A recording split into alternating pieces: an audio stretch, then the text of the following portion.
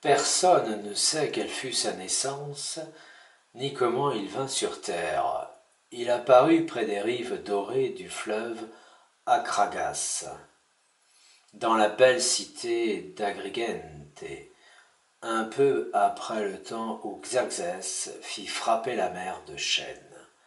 La tradition rapporte seulement que son aïeul se nommait Empédocle. Aucun ne le connut. Sans doute, il faut entendre par là qu'il était fils de lui-même, ainsi qu'il convient à un dieu.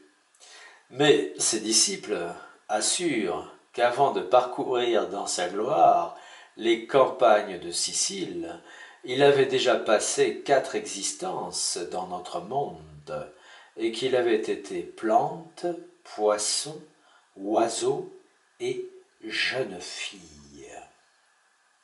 Il portait un manteau de pourpre, sur lequel retombaient ses longs cheveux. Il avait autour de la tête une bande d'or, aux pieds des sandales d'airain, et il tenait des guirlandes tressées de laine et de laurier.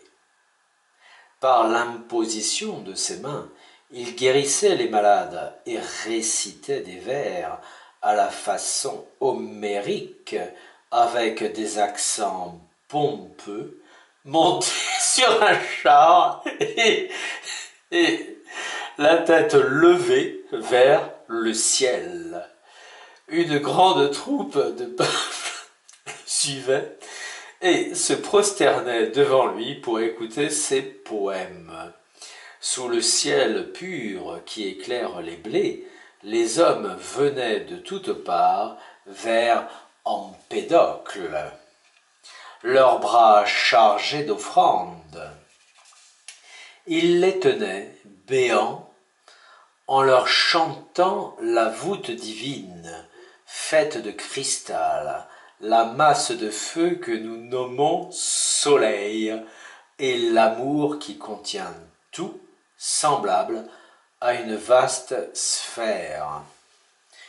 Tous les êtres, disait-il, ne sont que des morceaux disjoints de cette sphère d'amour où s'insinua la haine. Et ce que nous appelons amour, c'est le désir de nous unir et de nous fondre et de nous confondre, ainsi que nous étions jadis au sein du Dieu globulaire que la discorde a rompu. Il invoquait le jour où la sphère divine se gonflerait après toutes les transformations des âmes, car le monde que nous connaissons est l'œuvre de la haine et sa dissolution sera l'œuvre de l'amour. Ainsi, il chantait par les villes et par les champs, et ses sandales d'airain, venues de Laconie, tintaient à ses pieds, et devant lui sonnaient des cymbales. Cependant, de la gueule de l'Etna jaillissait une colonne de fumée noire qui jetait son ombre sur la Sicile. Semblable à un roi du ciel, Empédocle était roulé dans la pourpre et ceint d'or, tandis que les pythagoriciens se traînaient dans leurs minces tuniques de lin avec des chaussures faites de papyrus. On disait qu'il savait faire disparaître la châssis, dissoudre les tumeurs et tirer les douleurs des membres. On le suppliait de faire cesser les pluies ou les ouragans, et il conjura les tempêtes sur un cercle de collines à Sélinonte. Il chassa la fièvre en faisant déverser 2 fleuves dans le lit d'un 3e, et les habitants de Sélinonte l'adorèrent et lui élevèrent un temple et frappèrent des médailles où son image était placée face à face de l'image d'Apollon. D'autres prétendent qu'il fut divinateur et instruit par les magiciens de Perse, qu'il possédait la nécromancie et la science des herbes qui rendent fou. Un jour, où il dînait chez Anchitos, un homme furieux se rua dans la salle, le glaive levé. Empédocle se dressa, tendit le bras et chanta les vers d'Homère sur le Népenthes qui donne l'insensibilité. Et aussitôt, la force du Népenthes saisit le furieux et il demeura fixe, le glaive en l'air, ayant tout oublié, comme s'il eût bu le doux poison mêlé dans le vin mousseux d'un cratère. Les malades venaient à lui hors des cités, et il était entouré d'une foule de misérables. Des femmes se mêlèrent à sa suite, elles baisaient les pans de son manteau précieux. Une se nommait Panthéa, fille d'un noble d'Agrigente. Elle devait être consacrée à Artémis, mais elle s'enfuit loin de la froide statue de la déesse et voua sa virginité à Empédocle. On ne vit point leur marque d'amour, car Empédocle préservait une sensibilité divine. Il ne proférait de paroles que dans le maître épique et en dialecte diony. Quand il s'approchait des hommes, c'était pour les bénir ou les guérir, et la plupart du temps, il demeurait silencieux.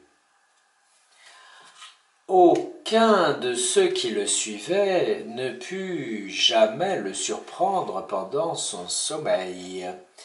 On ne l'aperçut que majestueux. Panthéa était vêtue de fine laine et d'or. Ses cheveux étaient disposés à la riche mode d'Agrigente, où la vie coulait mollement. Elle avait les seins soutenus par un strophe rouge, et la semelle de ses sandales était parfumée. Pour le reste, elle était belle et longue de corps et de couleur très désirable. Il est impossible d'assurer qu'Empédocle l'aimât, mais il eut pitié d'elle. En effet, le souffle asiatique engendra la peste dans les champs siciliens. Beaucoup d'hommes furent touchés par les doigts noirs du fléau. Même les cadavres des bêtes jonchaient le bord des prairies, et on voyait çà et là des brebis pelées, mortes la gueule ouverte vers le ciel, avec leurs côtes saillantes. Et Panthéa devint languissante de cette maladie. Elle tomba aux pieds d'Empédocle, et elle ne respirait plus. Ceux qui l'entouraient soulevèrent ses membres raidis et les baignèrent de vin et d'aromates. Ils délièrent le strophe rouge qui serrait ses jeunes seins et la roulèrent dans des bandelettes, et sa bouche entr'ouverte était retenue par un lien et ses yeux creux ne miraient plus la lumière. Empédocle la regarda, détacha le cercle d'or qui lui ceignait le front et le lui imposa. Il plaça sur ses seins la guirlande de lauriers prophétiques, chanta des vers inconnus sur la migration des âmes, et lui ordonna par 3 fois de se lever et de marcher. La foule était pleine de terreur. Au 3e appel, Panthéa sortit du royaume des ombres, et son corps s'anima et se dressa sur ses pieds tout emmailloté dans les bandes funéraires. Et le peuple vit qu'Empédocle était évocateur des morts. Pisianacte, père de Panthéa, vint adorer le nouveau dieu. Des tables furent étendues sous les arbres de sa campagne afin de lui offrir des libations. Aux côtés d'Empédocle, des esclaves soutenaient de grandes torches. Les héros proclamèrent, ainsi qu'au mystère, le silence solennel. Soudain, à la troisième veille, les torches s'éteignirent et la nuit enveloppa les adorateurs. Il y eut une voix forte qui appela « Empédocle, Empédocle !» Quand la lumière se fit, Empédocle avait disparu. Les hommes ne le revirent plus.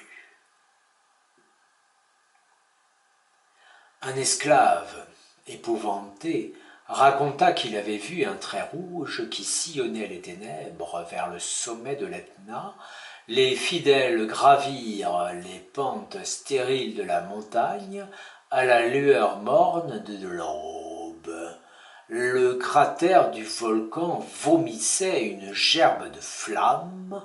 On trouva sur la margelle poreuse de lave qui encercle l'abîme ardent une sandale d'airain travaillée par le feu.